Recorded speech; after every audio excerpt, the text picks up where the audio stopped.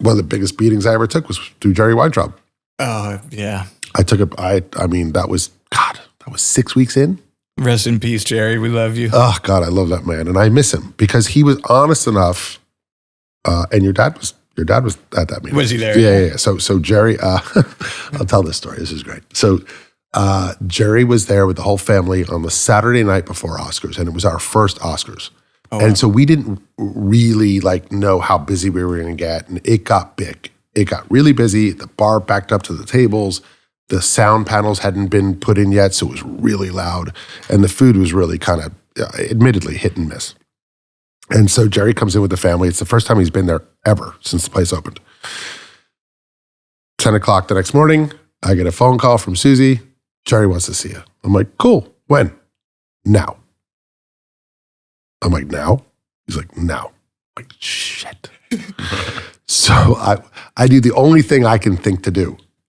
I call your dad. I go, hey. He goes, already got the call. Come grab me. I'm like, I'm coming to grab you? He goes, you're coming to grab me. Your dad gets in the car with a French dip.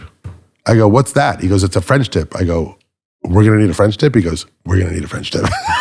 So I'm like, it's 10 a.m. I'm like, oh God, this is bad. So we go into the room and we sit down and Jerry's like, how are you? How's everything? It's good to see you. You know, I love you both, blah, blah, blah. And then boom. What fuck are you thinking? And it just goes down a list of everything that he didn't like. And I got to admit, it was wrong. It was a little harsh. It was a little over the top considering it's only a restaurant that's been open for 4 or 5 weeks. But all of those things that he mentioned are all important things. And a lot of that I'm going to attest, I'm going to blame on the fact that it wasn't a finely tuned machine yet. It wasn't that ballet that I was talking about. And that's what the difference, like if you go to a brand new restaurant today and then you go in 6 months, you'll feel a totally different place. And that's just kind of what happens. As long as you're also willing to fix the problems.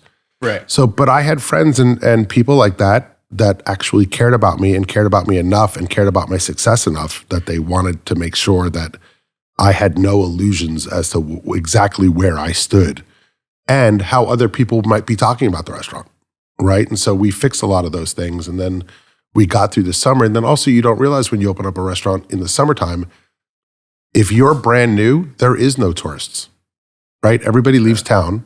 Everybody's, off doing their summer plans. And the tourists don't think to ask for your place because they don't know anything about it. And then also, the other big thing I didn't realize is there's no food to go because you don't have a favorite dish. And you don't think oh, we're staying in and watching a movie tonight. Let's get Craig's to go. Well, why would you think that? You haven't been there or you don't have a favorite dish yet. So all that stuff takes about a year to grow. So as we kind of found our place in September, October, you could really feel it lock in. The crowd started coming back. The vibe was there. It had what I call swagger. And then we had the Christmas season, and then we had the award show, and I was lucky enough to do we did an Oscar party for George, and Clooney had one of his first Oscar parties there, and it just kind of it was such an honor that we could host an event like that. And you never think when you open a place, you're just trying to hit a double up the middle, you know? And all of a sudden, you're just trying to stay in business. And then all of a sudden it starts to kind of click. And then one of the other things that really, another turning point of it was embracing people's specific dietary likes, restrictions, whatever it was. Which has really changed in our culture, admittingly, right? In the last 10 years. I mean, I can't imagine. So I guess it was 10 years in, and I gotta give a lot of credit to our chef. So Chef Kirsten came on, I would say, in August of that year. So a lot of the corrections on the food started to happen with Chef. And Kirsten is not only a great chef, but he's a great teacher. So in other words, if you're the line cooks, he could teach you how to make it, and then it would stick, right? And part of being a great chef is being a great educator and a great chef. It's part of being a great restaurateur for me is saying, okay, this is what you do as a host. This is how we handle our people. Nope, we don't handle them like that. We handle them like this. It's not, no, I can't do this. It's, yes, I can do it. It just may not be at the time you want me to do it, right? So there's hospitality is done in a lot of different ways. And if it's being done really well, it's being done with what doesn't look like a lot of effort, but there's a lot of effort and a lot of thoughtfulness behind it, right? I mean, that's true hospitality. When you have somebody come into your home, what do you want? You know, you want a cup of coffee? Do you want a drink? What do you want something to eat? What do you want? That's the level of hospitality that we want at the restaurant. You're entering our home, and how can we help you, right? So, and that is not, it's not effortless. It should look effortless. In honor of Jerry, I have a quick Jerry story I want to get in, and then Brock, I want to get to one of your questions. My first day of work for Ocean's 13, where I wake up in Jerry's guest house, like guest room, go to the kitchen at 4 a.m., me, my dad, and Jerry.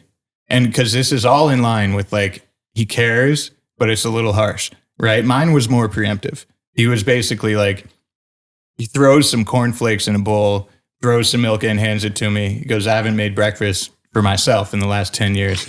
Here you go. And then me, my dad, and Jerry were having coffee, and he goes, look at me. Don't fuck this up. Because like my opportunity is a big opportunity for me. I'm like, right. My first job ever, going to Warner Brothers, working there. But you could tell he cared, right? And I love how you told that story, because it's a little harsh, but like he's doing it to help. And I just really always appreciated that about him, is he was definitely always honest with you. Yeah, I mean, look, he did it to your dad with the early clubs. Oh, for sure. I mean, I know he did, and he did it out of like exactly. It was part of Jerry's way, right? The name of his documentary, right? His way, right? So it was just his way. He had to beat you up and then watch you make it better, and that way he could also take a little bit of the credit for making it better, right? It was a little self-serving, but it actually got it done. And look, I loved him for it. I miss getting his phone calls, and I miss looking down and seeing, Jerry Weintraub, and thinking to myself, oof, which way is this going to go? Because you never quite knew which way. It was either go, hey kid, I love you, blah, blah, blah, blah, blah. I need this. Or, the other one, which was like both barrels. And you're like, oh my God, like what happened? Like, yeah, exactly. But anyway, they don't make people like that anymore. And I miss that, because those people are self-made. Yeah. And they really kind of have a way of doing business. And I look, nothing but respect and love, and I do miss him a lot. Thank you for watching Studio 22. Don't forget to like, share, and subscribe. And follow our socials at Studio 22 Podcast.